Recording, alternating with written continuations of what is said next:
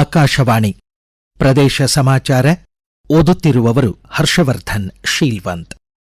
ಬಾಗಲಕೋಟೆ ವಿಧಾನಸಭಾ ಕ್ಷೇತ್ರದ ಉಪಚುನಾವಣೆಗೆ ಅಧಿಸೂಚನೆ ಪ್ರಕಟಗೊಂಡ ಹಿನ್ನೆಲೆ ಚುನಾವಣಾ ಆಯೋಗ ಕೂಡಲೇ ಜಾರಿಗೆ ಬರುವಂತೆ ಕ್ಷೇತ್ರಕ್ಕೆ ಅನ್ವಯಿಸಿ ಮಾದರಿ ನೀತಿ ಸಂಹಿತೆಯನ್ನು ಜಾರಿಗೊಳಿಸಿದೆ. ಜಿಲ್ಲಾ ಚುನಾವಣಾಧಿಕಾರಿ ಸಂಗಪ್ಪ ಜಿಲ್ಲಾಧಿಕಾರಿ ಕಚೇರಿ ಸಭಾಂಗಣದಲ್ಲಿ ವಿವಿಧ ರಾಜಕೀಯ ಪಕ್ಷಗಳ ಮುಖಂಡರೊಂದಿಗೆ ಸಭೆ ನಡೆಸಿ ನೀತಿ ಸಂಹಿತೆಯನ್ನು ಕಟ್ಟುನಿಟ್ಟಾಗಿ ಪಾಲಿಸುವ ಕುರಿತು ನಿರ್ದೇಶಿಸಿದರು. ಚುನಾವಣಾ ವೇಳಾಪಟ್ಟಿಯಂತೆ ನಾಮಪತ್ರ ಸಲ್ಲಿಕೆಗೆ ಈ ತಿಂಗಳ 23 ಕೊನೆ ದಿನ. 24ರಂದು ನಾಮಪತ್ರಗಳ ಪರಿಶೀಲನೆ. ನಾಮಪತ್ರ ಹಿಂಪಡೆಯಲು 26 ಕೊನೆ ದಿನ. ಏಪ್ರಿಲ್ 9ರಂದು ಮತದಾನ ನಡೆಯಲಿದ್ದು ಮತ ಎಣಿಕೆ ಮೇ 4ರಂದು ನಡೆಯಲಿದೆ. ಕೇಂದ್ರ ಬಜೆಟ್ನಲ್ಲಿ ಭದ್ರಾ ಮೇಲ್ದಂಡೆ ಯೋಜನೆಗೆ ಘೋಷಿಸಲಾದ 5,300 ಕೋಟಿ ರೂಪಾಯಿ ಅನುದಾನವನ್ನು ಕೂಡಲೇ ಬಿಡುಗಡೆ ಮಾಡುವಂತೆ ಕೇಂದ್ರ ಗೃಹ ಖಾತೆ ಸಚಿವ ಅಮಿತ್ ಶಾ ಅವರಿಗೆ ಚಿತ್ರದುರ್ಗ ಸಂಸದ ಗೋವಿಂದ ಕಾರಜೋಳ್ ಹೊಸದಿಲ್ಲಿಯ ಸಂಸತ್ ಭವನದಲ್ಲಿ ಭೇಟಿ ಮಾಡಿ ಮನವಿ ಸಲ್ಲಿಸಿದರು. ಆಲಮಟ್ಟಿ ಅಣೆಕಟ್ಟೆಯ ಎತ್ತರ ಹೆಚ್ಚಿಸುವ ವಿಚಾರ ಸರ್ವೋಚ್ಚ ನ್ಯಾಯಾಲಯದಲ್ಲಿ ವಿಚಾರಣೆ ಹಂತದಲ್ಲಿದೆ. ಭೂಸ್ವಾಧೀನ ಅವಕಾಶ ನೀಡದಂತೆ ಕೋರಿ ಆಂಧ್ರಪ್ರದೇಶ ಸರ್ಕಾರ ಕೇಂದ್ರ ಸರ್ಕಾರವನ್ನು ಕೋರಿರುವ ಹಿನ್ನೆಲೆ ಜಲಸಂಪನ್ಮೂಲ ಖಾತೆ ಸಚಿವ ಡಿಕೆ ಶಿವಕುಮಾರ್ ನೇತೃತ್ವದಲ್ಲಿ ರಾಜ್ಯ ಸಂಸದರ ಸಭೆ ಹೊಸದಿಲ್ಲಿಯ ಕರ್ನಾಟಕ ಭವನದಲ್ಲಿ ಇಂದು ಸಂಜೆ 6 ಗಂಟೆಗೆ ನಡೆಯಲಿದೆ. ಎತ್ತಿನಹೊಳೆ ಯೋಜನೆಗೆ ಹಾಸನ ಹಾಗೂ ತುಮಕೂರು ಜಿಲ್ಲೆಗಳ ಬರಪೀಡಿತ ಬಯಲು ಸೀಮೆಯ 75 ಲಕ್ಷ ಜನರಿಗೆ ಕುಡಿಯುವ ನೀರು ಪೂರೈಸಲು 277 ಎಕರೆ ಅಂದರೆ 11 ಹೆಕ್ಟೇರ್ ಕಾಡು ಬಳಸಲು ಕೇಂದ್ರ ಪರಿಸರ ಸಚಿವಾಲಯದ ಅರಣ್ಯ ಸಲಹಾ ಸಮಿತಿ ಷರತ್ತುಬದ್ಧ ಅನುಮತಿ ನೀಡಿದೆ. ಅರಣ್ಯ ತೀರುವಳಿ ಪ್ರಸ್ತಾವ ಅನುಮೋದಿಸಲು ರಾಜ್ಯ ಸರ್ಕಾರ ನಿವೇದಿಸಿತ್ತು. 6 ಕಿಲೋಮೀಟರ್ ಕಾಮಗಾರಿ ಅರಣ್ಯ ಪ್ರದೇಶದಲ್ಲಿ ಇನ್ನಷ್ಟೇ ಮುಂದುವರಿಯಬೇಕಿದೆ. ರಾಜ್ಯದ 13 ಜಿಲ್ಲೆಗಳಲ್ಲಿ ಬೇಸಿಗೆ ಮಳೆ ಭರ್ಜರಿಯಾಗಿ ಸುರಿದಿದ್ದು ಆಲಿಕಲ್ಲು ಮಳೆ ತಂಪೆರೆದಿದೆ. ಕಾಫಿ, ಕರಿಮೆಣಸು ಬೆಳೆಗಾರರಲ್ಲಿ ಸಂತಸ ಮೂಡಿಸಿದೆ. ಕೊಪ್ಪಳ ಜಿಲ್ಲೆ ಯಲಬುರ್ಗಾ ತಾಲೂಕಿನಲ್ಲಿ ಆಡು ಮೇಯಿಸುತ್ತಿದ್ದ 14 ವರ್ಷದ ಬಾಲಕ ಮಂಜುನಾಥ್ ಮುದೇಗೌಡ ಸಿಡಿಲು ಬಡಿದು ಮೃತಪಟ್ಟಿದ್ದಾರೆ.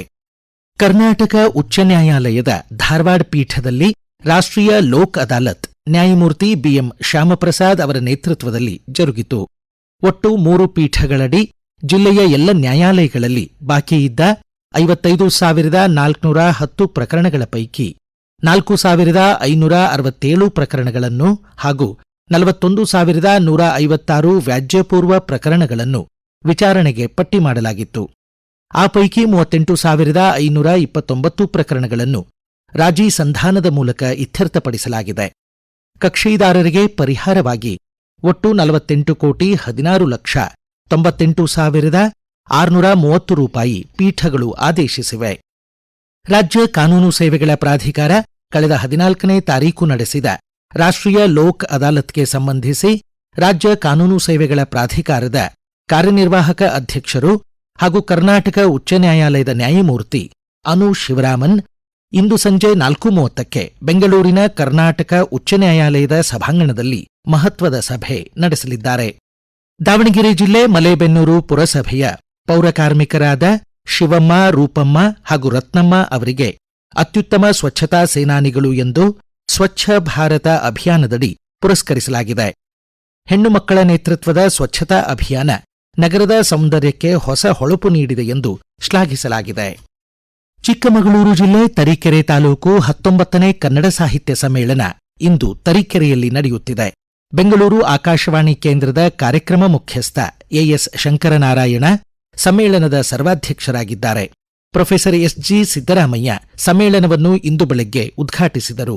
ನಟ ಹಾಗೂ ನಿರ್ದೇಶಕ ಸುಚೇಂದ್ರ ಪ್ರಸಾದ್ ಸಂಜೆ ಸಮಾರೋಪ ಭಾಷಣ ಮಾಡಲಿದ್ದಾರೆ. ನೈಋತ್ಯ ರೈಲ್ವೆ ಹುಬ್ಬಳ್ಳಿಯ ಕಾರ್ಯಾಗಾರದಲ್ಲಿ ರಾಷ್ಟ್ರೀಯ ಸುರಕ್ಷತಾ ಸಪ್ತಾಹ 2026ರ ಅಂಗವಾಗಿ ಕಾರ್ಯಾಗಾರದಲ್ಲಿ ಸಿಬ್ಬಂದಿ ಸುರಕ್ಷತೆ, ಆರೋಗ್ಯ ಮತ್ತು ಪರಿಸರ ಸಂರಕ್ಷಣೆಯ ಕುರಿತು ಜಾಗೃತಿ ಕಾರ್ಯಕ್ರಮ ನಡೆಯಿತು. ಮುಖ್ಯ ಕಾರ್ಯಾಗಾರ ವ್ಯವಸ್ಥಾಪಕ ವಿಜಯ್ ಸಿಂಗ್ ಯಾದವ್, ರಾಜ್ಯ ಕಾರ್ಖಾನೆಗಳ ಜಂಟಿ ನಿರ್ದೇಶಕ ರವೀಂದ್ರನಾಥ್ ರಾಠೋಡ್ ಹಾಗೂ ಹುಬ್ಬಳ್ಳಿ ವಿಭಾಗದ ಕಾರ್ಖಾನೆಗಳ ಸಹಾಯಕ ನಿರ್ದೇಶಕಿ ಚಿನ್ಮಯಿ ತೋರ್ಗಲ್ ಅತಿಥಿಯಾಗಿ ಪಾಲ್ಗೊಂಡಿದ್ದರು. ಬೆಂಗಳೂರಿನ ಎಂ ಚಿನ್ನಸ್ವಾಮಿ ಕ್ರೀಡಾಂಗಣದಲ್ಲಿ 2026ನೇ ಸಾಲಿನ ಇಂಡಿಯನ್ ಪ್ರೀಮಿಯರ್ ಲೀಗ್ ಕ್ರಿಕೆಟ್ ಪಂದ್ಯಗಳಿಗೆ ಆತಿಥ್ಯ ವಹಿಸಲು ಕರ್ನಾಟಕ ರಾಜ್ಯ ಕ್ರಿಕೆಟ್ ಸಂಸ್ಥೆಗೆ ರಾಜ್ಯ ಸರ್ಕಾರ ಅಧಿಕೃತವಾಗಿ ಅನುಮತಿಸಿದೆ. ವೇಳಾಪಟ್ಟಿಯಂತೆ ಈ ತಿಂಗಳ 28ರಂದು ಐಪಿಎಲ್ನ 19ನೇ ಆವೃತ್ತಿಯ ಉದ್ಘಾಟನಾ ಪಂದ್ಯ ನಡೆಯಲಿದೆ. ಇಲ್ಲಿಗೆ ಪ್ರದೇಶ ಸಮಾಚಾರ ಮುಕ್ತಾಯವಾಯಿತು. ನಮ್ಮ ಮುಂದಿನ ರಾಷ್ಟ್ರೀಯ ವಾರ್ತಾ ಪ್ರಸಾರ ಮಧ್ಯಾಹ್ನ 1:10 ನಿಮಿಷಕ್ಕೆ.